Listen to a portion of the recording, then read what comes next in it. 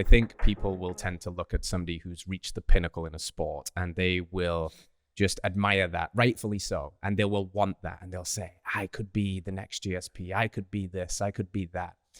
But what a lot of people don't see is the cost of what it took to become that person. They just see the results. They just see you standing there with the belts and the accolades and the money and the fame that comes from that.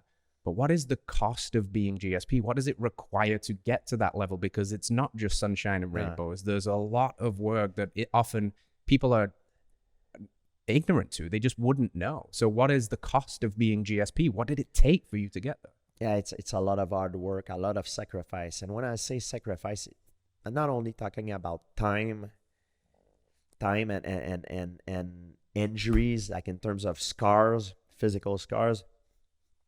It's also mental scar in a way that you have so much stress. I can talk for myself. I lived through so much stress. Like that's why I retire earlier, because I'm aware that the stress is not good for you. You know, there's some good stress and some bad stress. You know, when you're on fighter's flight all the time, it's not good. You know, and for myself, when I first started, I start to compete because I wanted to be the best in the world, but I like to win, but I never like to fight. I like to be able to train every day. The fact that it makes me very healthy. I love the science of the sport, but to compete and fight, I never liked it. And people are surprised when I say that very often. They're like, why did you do it? I did it because I like to win better than I hate to lose. I use that to become a fighter. I use that to propel me where I wanted to be in life, to buy out my freedom. I was gifted of a skill, and I work really hard, and I exploit that to bring me where I wanted to be in life, to have the freedom, you know, the health.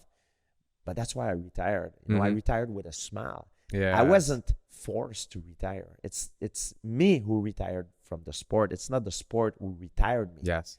And unfortunately, in mixed martial art,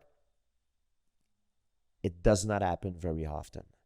A lot of guys, they hang there way, way, way too long. And it's bad, especially for a combat sport.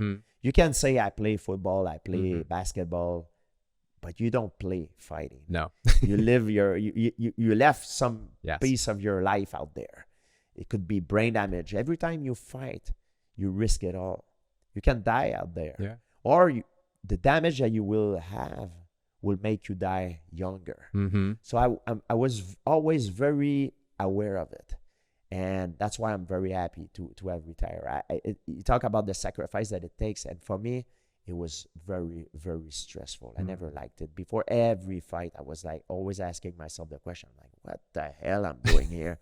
And I remember at a young age, when I first started my career, I always felt like I was not in the right environment, because I was looking around me, and all the guys I was training with, they were all happy. Yeah, I'm gonna fight Saturday. Yeah, and I was thinking, I was like, are they putting on a mask? Are they faking it, or they really liked it? Because I don't freaking like it. I'm afraid, and it makes me extremely uncomfortable to not knowing if I'm gonna be humiliated, badly hurt, or winning. You know. But when you win, it's like some kind of a drug, of a feeling that it's indescribable. It's amazing, and it's worth.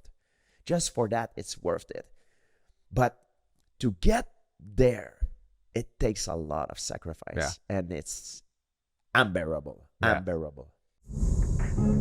Hello friends, if you enjoyed that clip, then you can watch the entire thing by heading to this link over here, or you can find us wherever you find podcasts by searching Radical Health Radio. If there's value here, please hit that like button, let us know in a comment what your biggest takeaway was, and hit subscribe. Support the show as we support you. We'll see you soon.